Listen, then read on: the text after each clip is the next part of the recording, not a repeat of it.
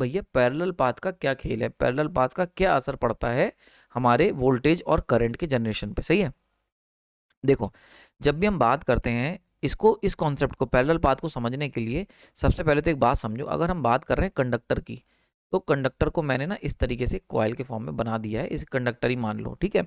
तो ये जो कंडक्टर हमने लिया है, ठीक है, अब ये कंडक्टर आपका, हर कंडक्टर मान के चलते हैं इसके अंदर फ्लक्स कटिंग की वजह से 1 वोल्ट वोल्टेज जनरेट हो रहा है और 1 एम्पियर का करंट ही बना रहा है। तो it will act like a energy source, एक सोर्स की तरह ही कंडक्टर काम करेगा जो कि 1 एम्पियर करंट और 1 वोल्ट का वोल्टेज देगा। सही है, तो मान के चलते हैं हमारे पास 6 कंडक्टर्स हैं, ठीक है, 6 कंडक्टर मॉडल बना रहे हैं। अब ये जो 6 कंडक्टर हैं इनको हम लोग 2 तरीके से अरेंज करेंगे। एक तरीका होगा जिसमें हम इनको 2 पैरेलल पाथ में अरेंज करेंगे, तो हर कंडक्टर 1 वोल्ट बनाएगा, 1 एम्पियर करंट बनाएगा, 1 वोल्ट 1 एम्पियर करंट। तो जब हम इन्हें 2 पैरेलल पाथ में अरेंज करेंगे तो कैसे कर सकते हैं 2 पैरेलल पाथ में, कि 3 कंडक्टर को एक साथ लगा लो और 3 कंडक्टर को एक साथ लगा लो। अगर ऐसा करोगे तो ऐसे केस में क्या होगा, आपको एक सिंपल सा रूल पता होना चाहिए कि जब भी हम लोग कंडक्टर को सीरीज में जोड़ेंगे या वोल्टेज सोर्स, देखो हर कंडक्टर एक वोल्टेज और करंट सोर्स की तरह काम कर रहा है, हर कंडक्टर एक वोल्टेज सोर्स और एक करंट सोर्स की तरह काम कर रहा है, आप देख सकते हो। सही है, वोल्टेज और करंट दोनों डिलीवर कर रहा है, ठीक है। तो ऐसी कंडीशन में क्या होगा, अगर हम इन्हें सीरीज में जोड़ते हैं तो सीरीज में क्या होता है, सीरीज में, ये मैंने पहले भी बताया था, सीरीज के अंदर वोल्टेज जो होता है वो एड अप होता है, बिल्कुल सही बात है, बहुत बढ़िया। और करंट जो होता है वो सेम रहता है, ये मैंने बहुत बार बताया है। यानी कि अगर आपको, मैंने सेल्स में भी बेसिक, मेरे ख्याल से मैंने यूथ पब्लिकेशन में मेनली ये कवर करा था ये वाला पॉइंट, क्योंकि वहाँ पर मैं न्यूमेरिकल करवा रहा था। जब भी आपके पास वोल्टेज सोर्स होते हैं, तुमने देखा होगा रिमोट के अंदर, अगर तुमने देखा होगा सेल्स, तो अगर आप कभी भी सेल ऐसे लगा रहे हो कि पॉजिटिव नेगेटिव और पॉजिटिव नेगेटिव, तो ये क्या है, ये तुमने लगा दी सीरीज में। तो ये क्यों कर रहे हो, एक सेल होता है 1.5 वोल्ट का, दोनों सेल 1.5 वोल्ट के हैं। अगर इन्हें सीरीज में जोड़ोगे तो हमें नेट वोल्टेज यहाँ पर कितना मिलेगा, हमें मिलेगा 3 वोल्ट। समझ में आ रही है। तो जब भी हम सीरीज में वोल्टेज सोर्स को ऐड करते हैं तो बेसिकली हम लोग वोल्टेज को बढ़ाने की कोशिश करते हैं। तो सीरीज में जब भी हम वोल्टेज सोर्स को ऐड अप करेंगे तो अल्टीमेटली हम लोग क्या कर रहे हैं, वोल्टेज को इंक्रीज कर रहे हैं। सही है, वहीं पर करंट क्या रहेगा, करंट कांस्टेंट रहेगा, बिकॉज सीरीज के अंदर करंट कांस्टेंट रहता है। तो अगर एक वोल्टेज हमारा, 1 वोल्ट सेल जो है वो 1 एम्पियर करंट दे रहा है एग्जाम्पल के तौर पर, और दूसरा सेल भी 1 एम्पियर करंट दे रहा है, तो नेट करंट जो यहाँ पर फ्लो करेगी वो 1 एम्पियर ही फ्लो करेगी। सही है, सर्किट के अंदर। सही है, दूसरी बात, अगर हम लोग पैरेलल में नहीं जोड़ दें, यानी कि हम अगर सेल को ऐसे जोड़ें प्लस माइनस और ये एक एक तार से हम इन्हें ऐसे जोड़ दें, ऐसी कंडीशन में क्या होता है, पैरेलल में जब वोल्टेज सोर्स ऐड करे जाते हैं तो इनका वोल्टेज सेम रहता है, वोल्टेज ऐड अप नहीं होता है, लेकिन करंट ऐड हो जाता है। तब देखो 1 वोल्ट और मान लेते हैं 1 एम्पियर दे रहा है, ये भी 1 एम्पियर दे रहा है। तो ऐसी कंडीशन में क्या होगा, हमें 1 वोल्ट मिलेगा और 2 एम्पियर करंट मिलेगा। जबकि यहाँ पर क्या मिल रहा था, मान के चलते हैं 1 वोल्ट तो हमें 1 एम्पियर और 2 वोल्ट मिल रहा था, बिकॉज वोल्टेज एडअप हो गया और करंट सेम रहा। ठीक है, ये सिंपल सा कॉन्सेप्ट मल्टीपल क्वेश्चंस को तुम्हारे सही करवा देगा। अब यहाँ पर ये जो मैंने सेल बनाए हैं, तुमसे सेल के ऊपर क्वेश्चन आ जाए कर दोगे। यहीं पर अगर तुम्हारे सोलर पैनल के ऊपर आ जाए कि सोलर पैनल, तब भी तुम कर दो कि सोलर पैनल है हमारे पास, हमें एरे बनाना है। तो मान के चलते हैं एक सोलर पैनल है वो 12 वोल्ट का है, मतलब 1 वोल्ट का है मान के चलते हैं, और 1 एम्पियर ले लेते हैं। अब हमें 12 वोल्ट का सोलर पैनल बनाना है और 12 एम्पियर करंट बनाना है। तो क्या करो, तो सबसे पहले 12 ऐसे सोलर पैनल को सीरीज में लगा दो। इससे क्या मिलेगा, जब 12 सोलर पैनल सीरीज में लगा दोगे, मैंने क्वेश्चन आई थिंक करवाया भी था कि आपके पास मान के चलते हैं एक सोलर पैनल है 1 वोल्ट और 1 एम्पियर करंट का। अब तुम्हें रिक्वायरमेंट क्या है, तुम्हें एक एरे बनाना है, पीवी एरे, मतलब मल्टीपल सोलर सेल्स कनेक्ट करने हैं। आजकल छतों पे लगी रहे मल्टीपल सोलर पैनल कनेक्ट करने, तुम्हें 12 वोल्ट और 12 एम्पियर का एरे तैयार कर, मतलब पीवी एरे तैयार करना है। तो इसके लिए क्या करो, सबसे पहले तो 12 सोलर पैनल सीरीज में कनेक्ट कर दो। इससे क्या मिलेगा, तुम्हारा जो एक लाइन बन के आएगी 12 पीवी सीरीज में connected, they will provide you 12 volt 1 ampere current. अब क्या करो, ऐसे ही 12 सीरीज जो है पैरेलल में कनेक्ट कर दो। तो इससे क्या होगा, तुम्हें 12 वोल्ट मिलेगा और पैरेलल में ऐड करने की वजह से करंट भी 12 एम्पियर ऐड अप हो जाएगा। हर एक एरे, हर एक लाइन जो होगी वो 1 एम्पियर दे रही होगी, तो पैरेलल में ऐड करोगे 12 एम्पियर 12 वोल्ट। सही है, तो यानी हमें कितनी जरूरत पड़ेगी, हमें 24, मतलब एक में 12 और इंटू 12, सॉरी 12 इंटू 12 यानी कि 144 पीवी जरूरत पड़ेगी अगर आप 12 वोल्ट 12 एम्पियर क्रिएट करना चाहते हो फ्रॉम 1 वोल्ट 1 एम्पियर के पीवी सेल से। तो 144 पीवी ऐसे हमें लगाने पड़ेंगे, ठीक है, 12/12 में।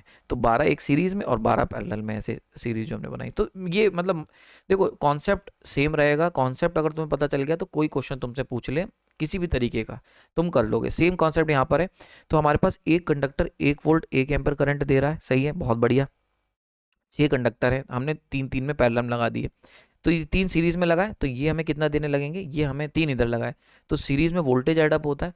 तो ये जो पर्टिकुलर पार्ट, इतना पार्ट देख रहे हो, दिस विल प्रोवाइड 3 वोल्ट। ऐसे ही ये वाट जो देख रहे हो ये भी 3 वोल्ट देगा। तो हमें कितना मिलने लगेगा, अगर हम यहाँ से सप्लाई बाहर ले रहे हैं तो टर्मिनल पर हमें कितना मिलेगा, हमें 3 वोल्ट मिलेगा, क्योंकि 3 कंडक्टर सीरीज में ऐड करेंगे वोल्टेज को। और करंट, तो ये देखो क्योंकि हमने इनको सीरीज में ऐड करा है तो ईच विल सप्लाई 1 एम्पियर। अब क्योंकि सीरीज में तो 1 एम्पियर ही जाएगा, तो यहाँ से कितना जाएगा 1 एम्पियर।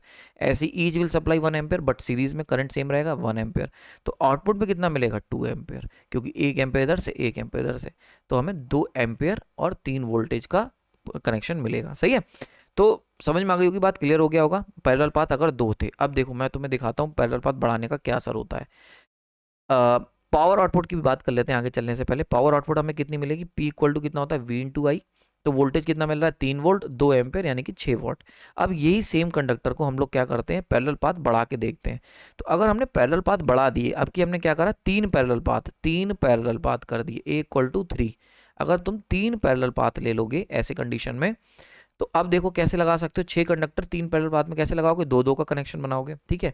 तो अब देखो बहुत ध्यान से देखना, अगर हम इन दोनों को सीरीज में जोड़ेंगे तो वोल्टेज कितना मिलेगा, 2 volt same, 2 volt same, 2 volt. तो अगर हम इन तीनों का कनेक्शन बाहर लेते हैं तो वोल्टेज कितना मिलेगा, वोल्टेज मिलेगा 2 वोल्ट, ठीक है। समझ में आई बात ये। तो पहले कितना मिल रहा था 3, नंबर ऑफ पैरेलल पाथ अगर बढ़ा दिए तो वोल्टेज कितना होगा 2। इसीलिए आपने देखा होगा ईजी इन्वर्सली प्रोपोर्शन होता है पैरेलल पाथ के, याद आ गया फॉर्मूले में।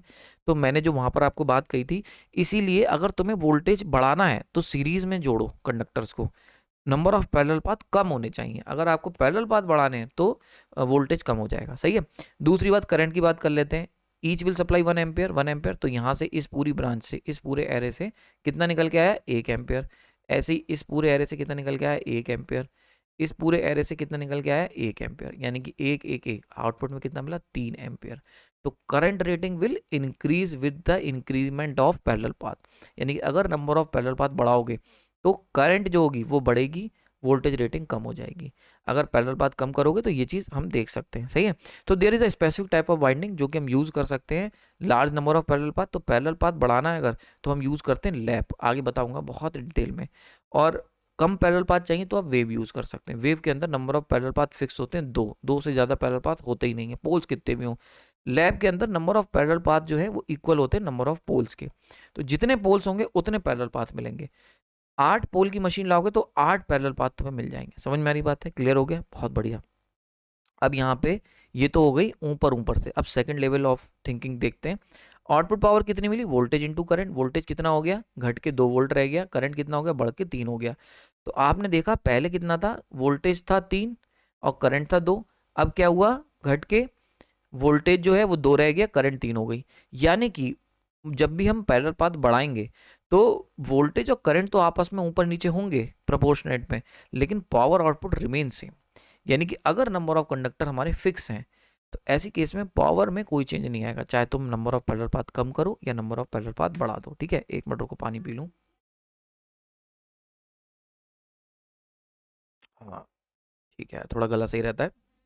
तो अब मैं इसको कंक्लूड कर लेता हूँ। तो कंक्लूजन में हम क्या देख सकते हैं कि अगर नंबर ऑफ पैरेलल पाथ बढ़ेंगे तो उससे क्या होगा, वोल्टेज कम होगा और करंट बढ़ेगी, ठीक है। और लेकिन power rating will remain same. Power rating में तुम्हारे कोई चेंज देखने को नहीं मिलेगा। That is a very important part, क्योंकि इसी टाइप से क्वेश्चन जो होते हैं वो घुमाए जाते हैं कि पावर रेटिंग में क्या असर पड़ेगा, ठीक है। अब मैंने इसके ऊपर जो क्वेश्चन देख रहा था, क्वेश्चन दे रखा था कि जैसे मशीन थी, कोई मशीन थी, उसके अंदर पैरेलल पाथ पहले मान के चलते हैं थे 4, अब पैरेलल पाथ बढ़ा के कर दिए 8। तो ये पूछेंगे कि पावर पे क्या असर पड़ेगा, पावर पे। तो आंसर होगा पावर विल रिमेन सेम, ठीक है। ठीक है, तो ये सारी चीज़ें आपको पता होनी चाहिए। कैसे पता चलेंगी, लेक्चर दे के पता चलेंगी या फिर डीप में पढ़ के पता चलेंगी, इस फॉर्मूले को एनालाइज करके, ठीक है।